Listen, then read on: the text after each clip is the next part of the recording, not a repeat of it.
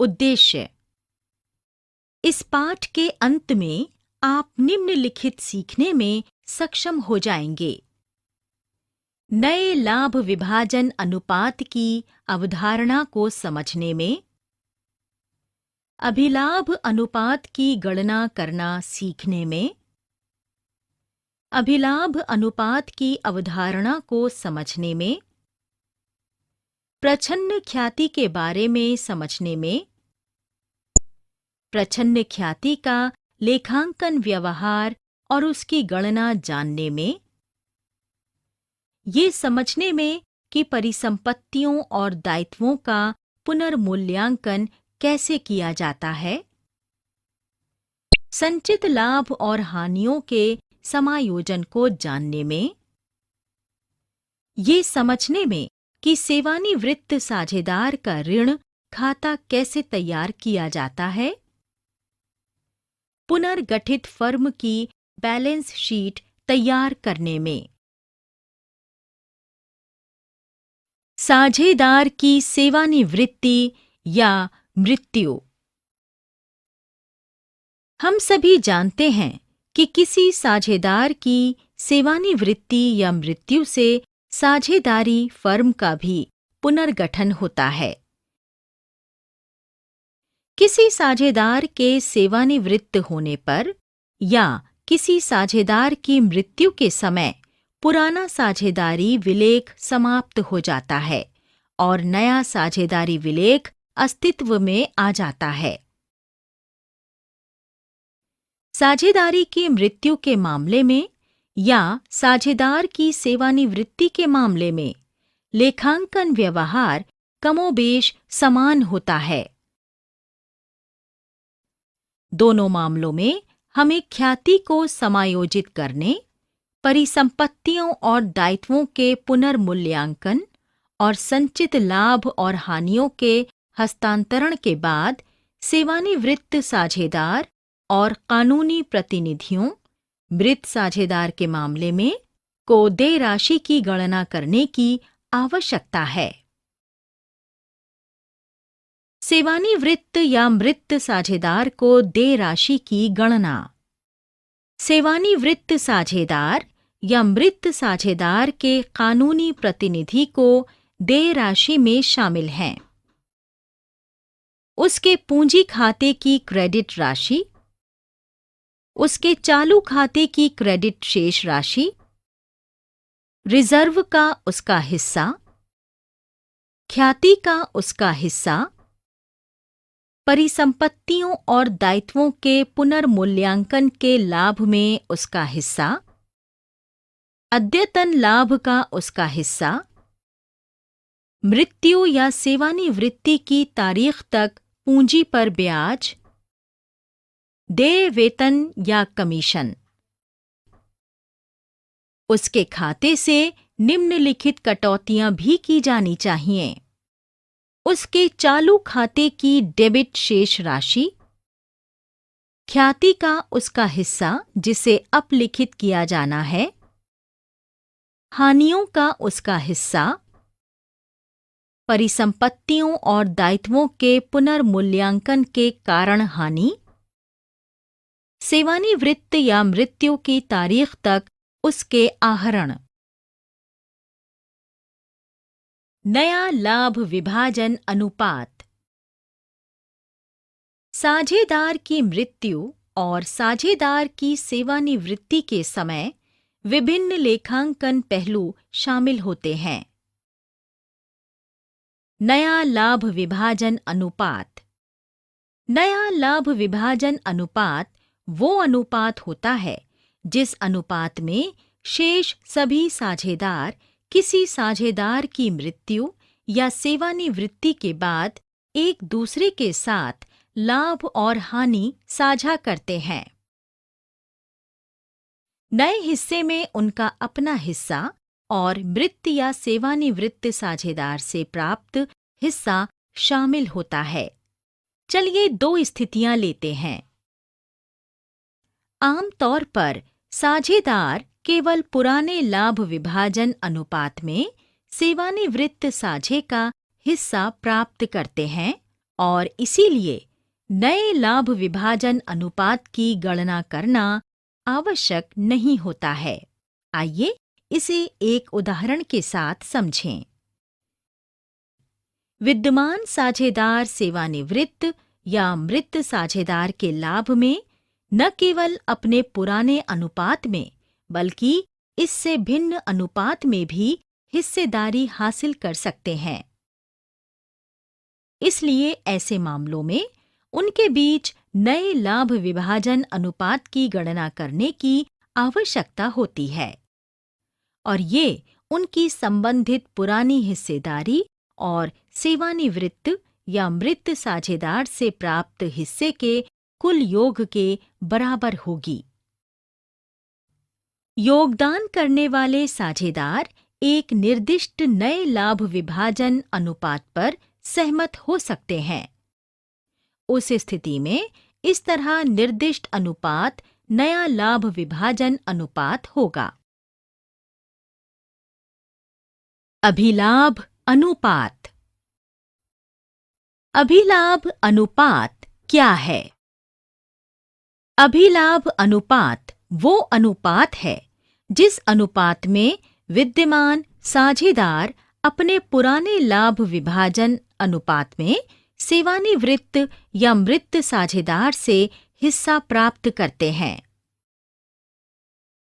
इसमें अभिलाभ अनुपात वही पुराना लाभ विभाजन होगा और अभिलाभ अनुपात की गणना करने की कोई आवश्यकता नहीं होगी।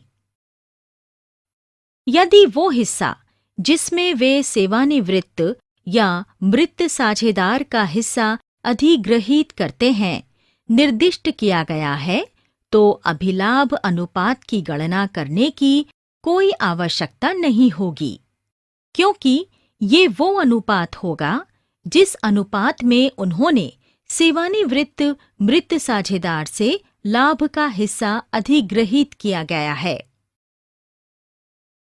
विद्यमान साझेदारों का नया लाभ विभाजन अनुपात निर्दिष्ट होने पर हमें अभिलाभ अनुपात की गणना करनी होगी और ऐसी स्थिति में अभिलाभ अनुपात की गणना प्रत्येक विद्यमान साझेदारों के पुराने हिस्से को उनके नए हिस्से से घटाकर की जानी चाहिए। आइए एक उदाहरण के साथ समझें। ख्याति का व्यवहार। सेवानिवृत्त साझेदार या मृत साझेदार सेवानिवृत्ति या मृत्यु के समय ख्याति का अपना हिस्सा प्राप्त करने का हकदार होता है।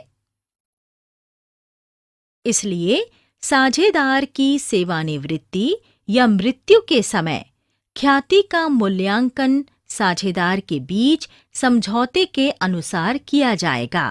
सेवानिवृत्त या मृत साझेदार को ख्याति के उसके हिस्से के लिए क्षतिपूर्ति विद्यमान साझेदारों द्वारा अपने अभिलाभ अनुपात में की जाएगी। इस तरह की स्थिति में ख्याति के लिए लेखांकन व्यवहार इस बात पर निर्भर करता है कि क्या फर्म की पुस्तकों में पहले ही ख्याति दर्शाई गई है या नहीं। ख्याति का व्यवहार। जब ख्याति पुस्तकों में विद्यमान नहीं होती है, ऐसे 4 तरीके हैं जिनमें सेवानिवृत्त साझेदार को ख्याति के उसके हिस्से के हानि के लिए आवश्यक क्रेडिट दिया जा सकता है।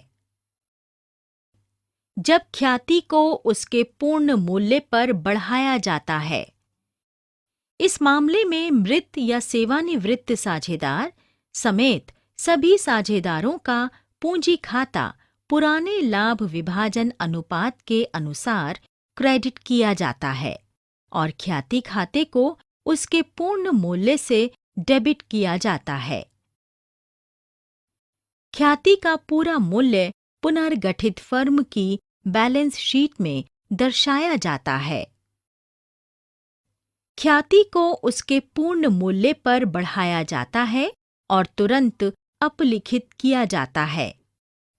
यदि पुनर्गठित फर्म की बैलेंस शीट में ख्याति नहीं दर्शाई जा रही होती है, तो ख्याति को उसके मूल्य पर बढ़ाने के बाद इसे शेष साझेदारों को उनके नए लाभ विभाजन अनुपात में डेबिट करके और ख्याति खाते को उसके पूर्ण मूल्य से क्रेडिट करके तुरंत अपलिखित किया जाता है।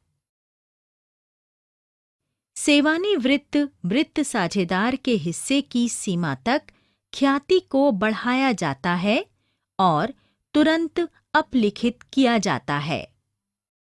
इस मामले में ख्याति खाते को आनुपातिक राशि के साथ डेबिट करके और केवल सेवानिवृत्त या मृत साझेदार के पूंजी खाते में क्रेडिट करके केवल सेवानिवृत्त या मृत साझेदार के हिस्से की सीमा तक ही ख्याति खाते को बढ़ाया जाता है। फिर विद्यमान साझेदारों के पूंजी खातों को उनके अभिलाभ अनुपात और ख्याति खाते में डेबिट किया जाता है। इसे अपलिखित करने के लिए क्रेडिट किया जाता है। फर्म की पुस्तकों में कोई भी ख्याति खाता नहीं बढ़ाया जाता है। अगर ये निर्णय लिया जाता है कि ख्याति फर्म की पुस्तकों में नहीं दर्शाई जाएगी, तो उस मामले में निम्नलिखित रोजनामचा एंट्री की जाएगी। जब ख्याति पुस्तकों में दर्शाई जाती है। जब पुस्तकों में ख्याति पहले से ही विद्यमान होती है। यदि पुस्तकों में ख्याति का मूल्य पहले से ही विद्यमान होता है और ख्याति के वर्तमान मूल्य के बराबर हो, तो किसी भी तरह का समायोजन करने की कोई आवश्यकता नहीं होती है, क्योंकि ये माना जाता है कि ख्याति सभी साझेदारों के पूंजी खातों में क्रेडिट की गई है।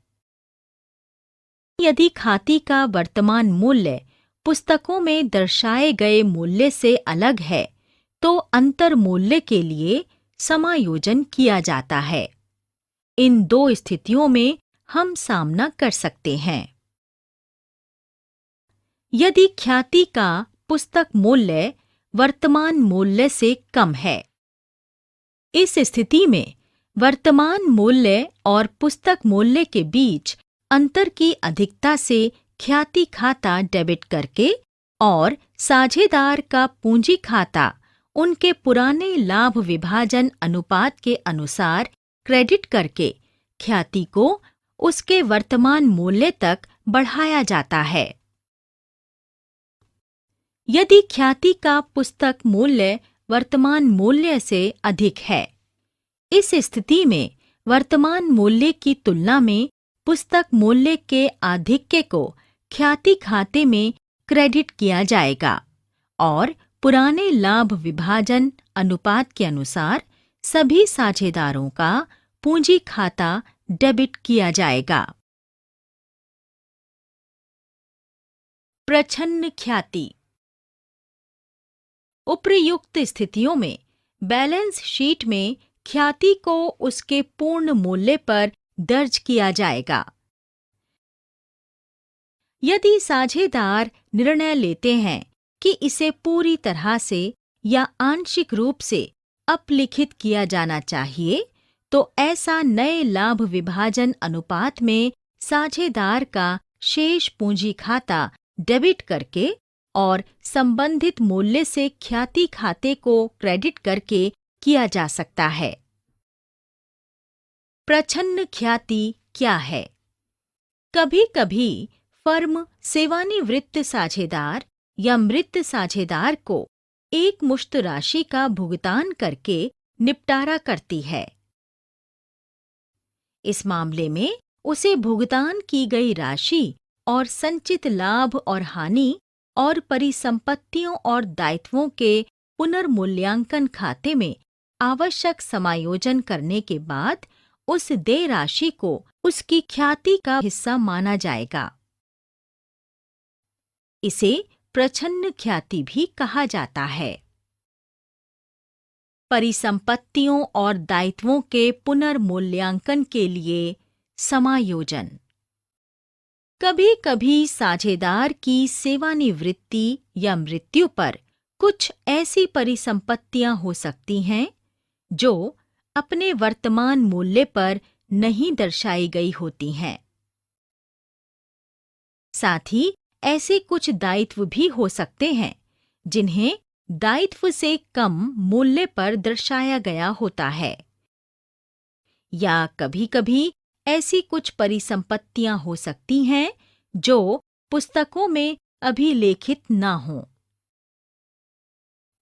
इसलिए इन सभी समायोजनों को करने के लिए हमें परिसंपत्तियों और दायित्वों के पुनर्मूल्यांकन पर शुद्ध हानि या लाभ पता लगाने के लिए पुनर्मूल्यांकन खाता तैयार करने की आवश्यकता होती है। इन समायोजनों के लिए निम्नलिखित रोजनामचा एंट्रीज की जाएंगी। परिसंपत्तियों के मूल्य में वृद्धि के लिए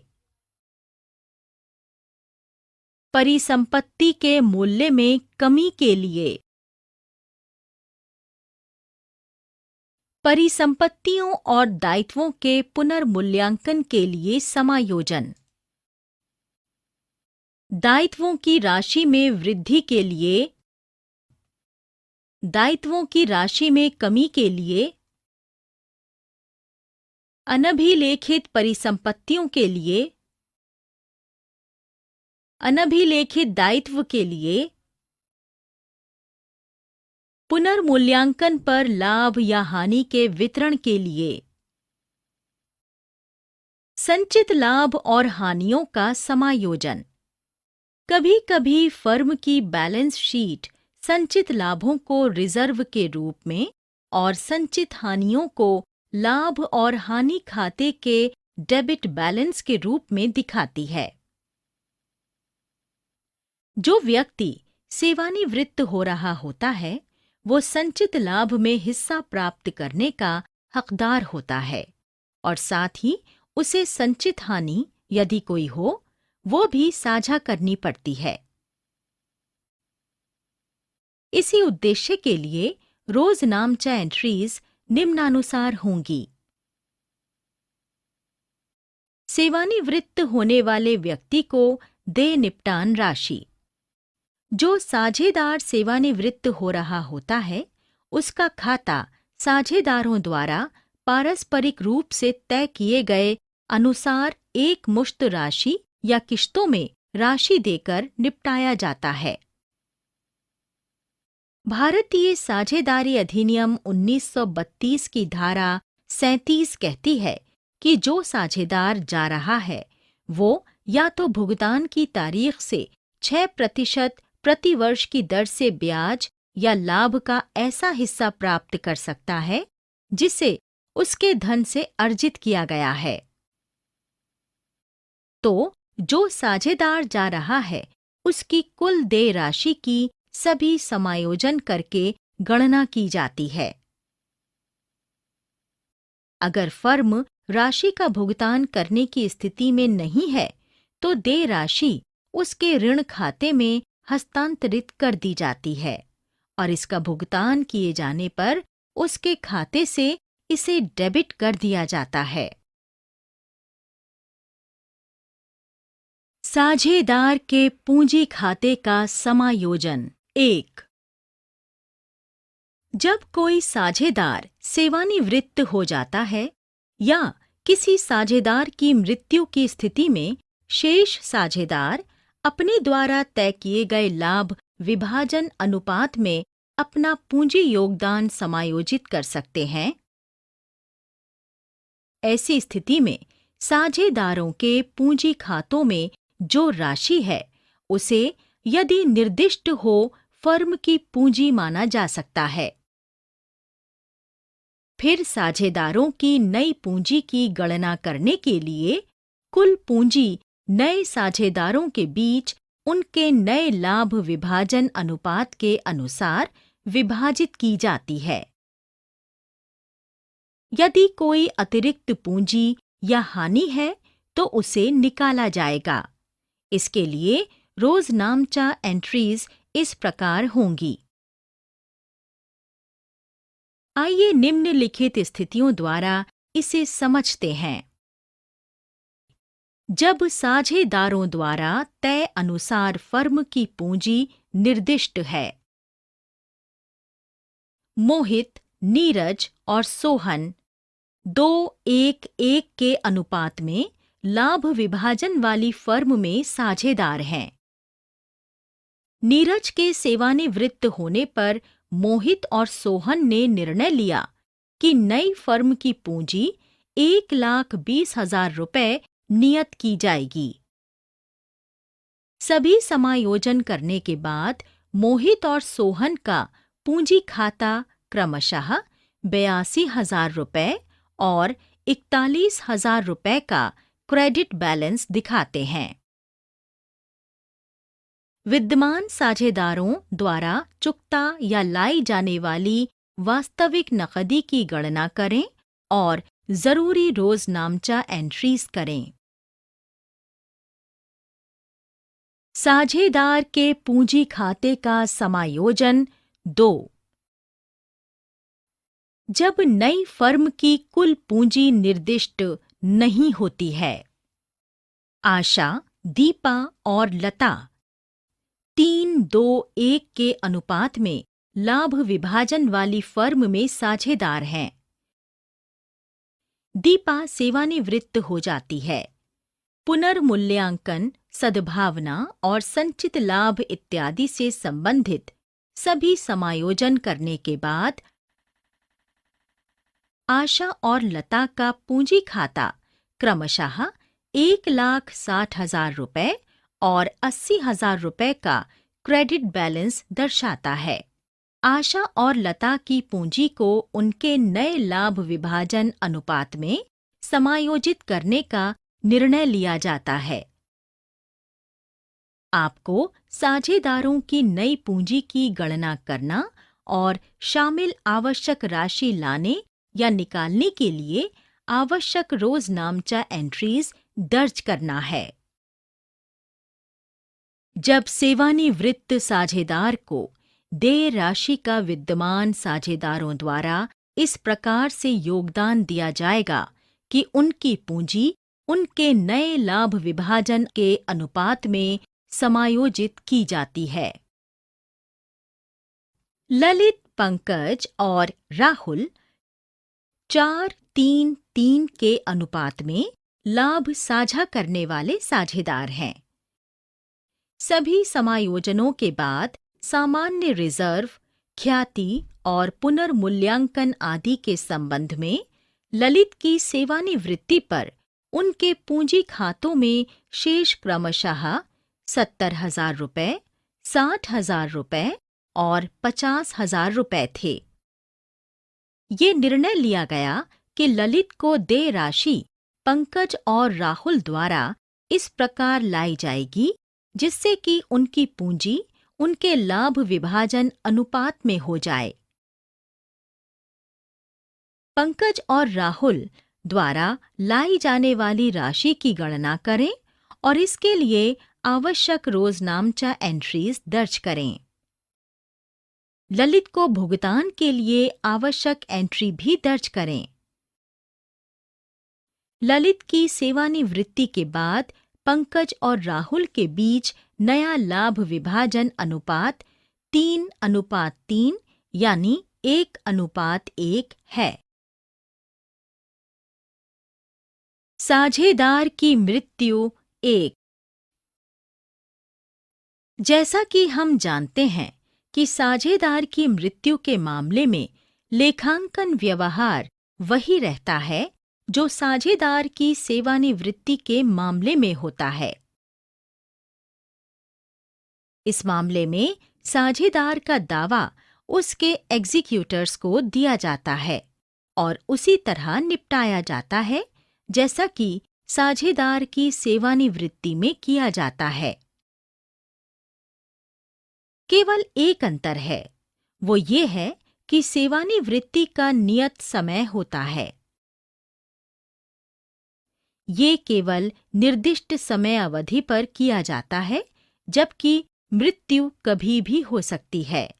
इसका कोई निश्चित समय नहीं होता है।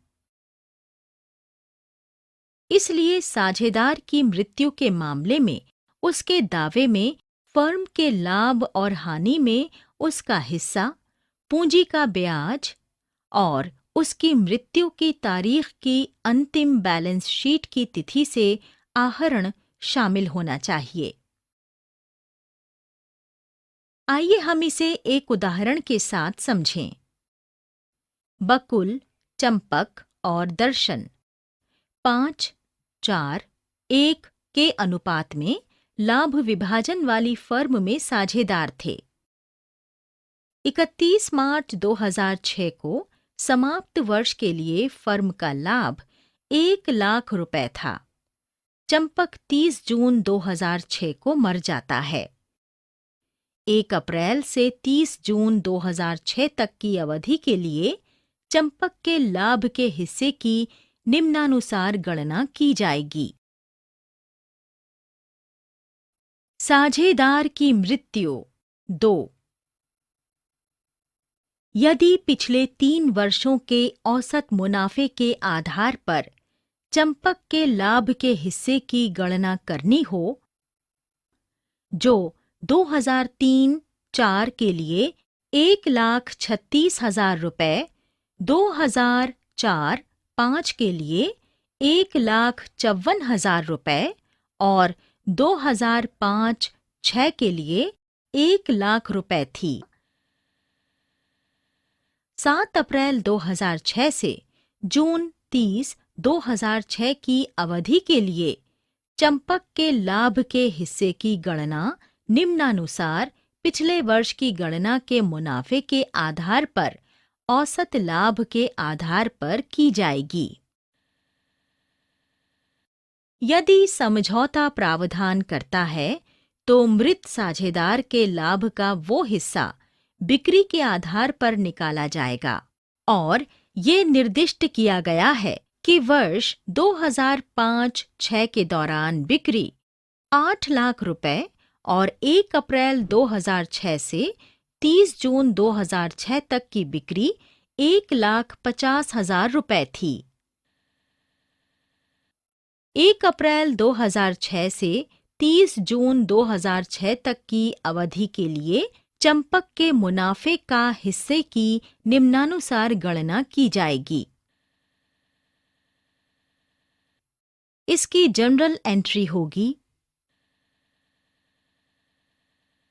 आइए इसे समझने के लिए एक उदाहरण लें। अनिल, भानु और चंदू 5:3:2 के अनुपात में लाभ विभाजन वाली फर्म में साझेदार थे। 31 मार्च 2007 को उनकी बैलेंस शीट निम्नानुसार थी। 1 अक्टूबर 2007 को अनिल की मृत्यु हो गई। उसके एग्जीक्यूटर्स और शेष साझेदारों के बीच सहमति हुई कि ख्याति का मूल्यांकन पिछले 4 वर्षों के औसत मुनाफे की 2.5 साल की खरीद की दर से की जाएगी, जो वर्ष 2003-04 13,000 रुपए, वर्ष 2004-05 12,000 रुपए, वर्ष 2005-06 20,000 रुपए, वर्ष 2006-07 15,000। सारांश। हमने जो कुछ सीखा है उसे संक्षेप में दोहराएं। नया लाभ विभाजन अनुपात वो अनुपात होता है जिस अनुपात में शेष बचे हुए सभी साझेदार किसी साझेदार की मृत्यु या सेवानिवृत्ति के बाद एक दूसरे के साथ लाभ और हानि साझा करते हैं। अभिलाभ अनुपात वो अनुपात होता है जिसमें विद्यमान साझेदार अपने पुराने लाभ विभाजन अनुपात में सेवानिवृत्त या मृत साझेदार से हिस्सा प्राप्त करते हैं। ख्याति का निपटारा करने के दो तरीके हैं। यदि ये पहले से ही पुस्तकों में दर्शाई गई है या यदि पुस्तकों में ख्याति का उल्लेख नहीं किया गया है। कभी-कभी फर्म सेवानिवृत्त साझेदार या मृत साझेदार को एक मुश्त राशि का भुगतान करके निपटान करती है। उस मामले में उसे भुगतान की गई राशि और संचित लाभ और हानि और परिसंपत्तियों और दायित्वों के पुनर्मूल्यांकन खाते में आवश्यक समायोजन के बाद उसे देय राशि को ख्याति का उसका हिस्सा माना जाता है। इसे प्रछन्न ख्याति के रूप में भी जाना जाता है। पुनर्मूल्यांकन खाता परिसंपत्तियों और दायित्वों के पुनर्मूल्यांकन पर शुद्ध हानि या लाभ पता लगाने में मदद करता है।